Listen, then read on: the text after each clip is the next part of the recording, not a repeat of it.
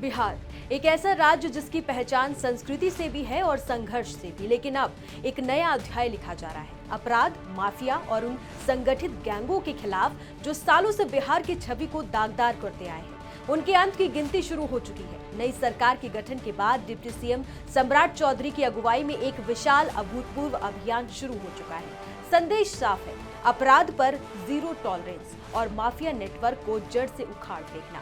आपको बता दें कि बिहार में संगठित अपराध के खिलाफ अब तक का सबसे बड़ा अभियान शुरू हो चुका है और नई सरकार बनने के साथ ही इस लड़ाई को एक नया मोड़ मिल रहा है। डिप्टी सीएम सम्राट चौधरी की अगुवाई में सरकार ने ये साफ संदेश दे दिया है कि अब अपराध, माफिया नेटवर्क और अवैध कमाई के साम्राज्य को किसी भी हाल में बख्शा नहीं जाएगा।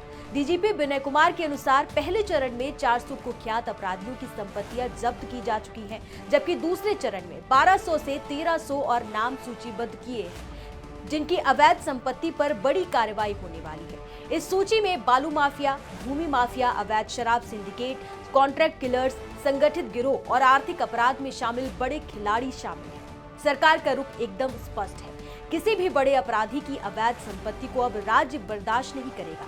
पुलिस और आर्थिक अपराध इकाई को संयुक्त रूप से कार्रवाई का आदेश जारी हो चुका है और राजधानी पटना समेत कई जिलों में सरकारी जमीनों पर अतिक्रमण हटाने के लिए बुलडोजर एक्शन भी देखा जा रहा है।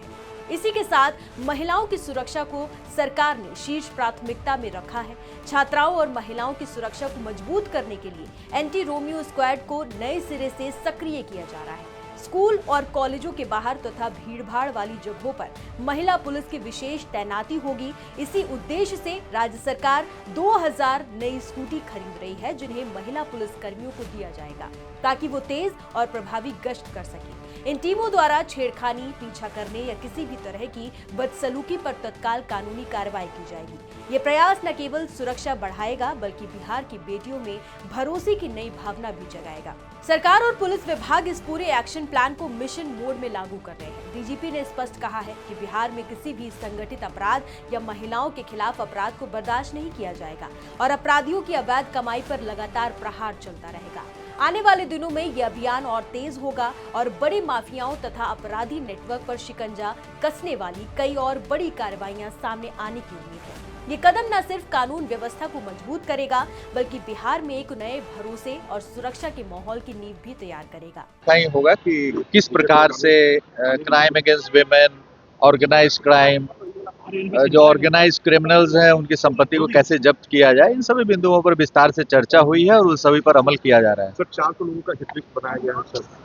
हिट लिस्ट नहीं है, 400 लोगों की संपत्ति जब्त करने के लिए न्यायालय में प्रस्ताव समर्पित है। न्यायालय उस पर विचार कर रही है और 1200-1300 और लोगों को चिन्हित किया गया, उनके कागजात तैयार हो रहे हैं जो अपराध से संपत्ति अर्जित किए हैं। उनमें 400 का प्रस्ताव हम लोग ने तैयार करके न्यायालय में भेज चुके हैं और बाकी 1200-1300 पे कार्रवाई हो रही है। इसमें liquor mafia, sand mafia, contract killers, इस प्रकार के बहुत सारे अपराधी हैं। गृह मंत्री ने एक खास एंटी रोमियो स्क्वाड का गठन की बात कही है सर, जो लड़कियों की सुरक्षा पर। हाँ, उसके लिए जितने इम्पोर्टेंट स्कूल्स हैं, कॉलेजेस हैं, वहाँ पर हम लोग करीब 2000 स्कूटी खरीदने जा रहे हैं। इसी वर्ष खरीदा जाएगा और उस पर हमारी जो महिला पुलिस पदाधिकारी, महिला पुलिसकर्मी है, वो स्कूल जाने के समय और स्कूल में छुट्टी होने के समय वहाँ पर गश्ती करेंगी और किसी भी प्रकार के अवांछित हरकतों में शामिल जो व्यक्ति होंगे उन पर कड़ी कार्रवाई करेगी,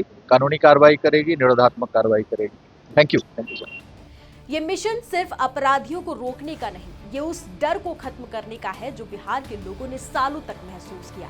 ये उस भरोसे को दोबारा बनाने का है जो अपराध और माफिया की वजह से टूट चुका था। डीजीपी विनय कुमार ने दो टूक कहा है कि संगठित अपराध हो या महिलाओं पर अपराध, बिहार अब बर्दाश्त नहीं करेगा। कानून चलता रहेगा और अपराधियों की अवैध कमाई पर वार भी। सरकार का ये मिशन मोड एक्शन प्लान अब जमीन पर उतर चुका है और आने वाले दिनों में बड़े माफियाओं पर नकेल कसने वाली कई और कार्रवाई देखने को मिलेगी।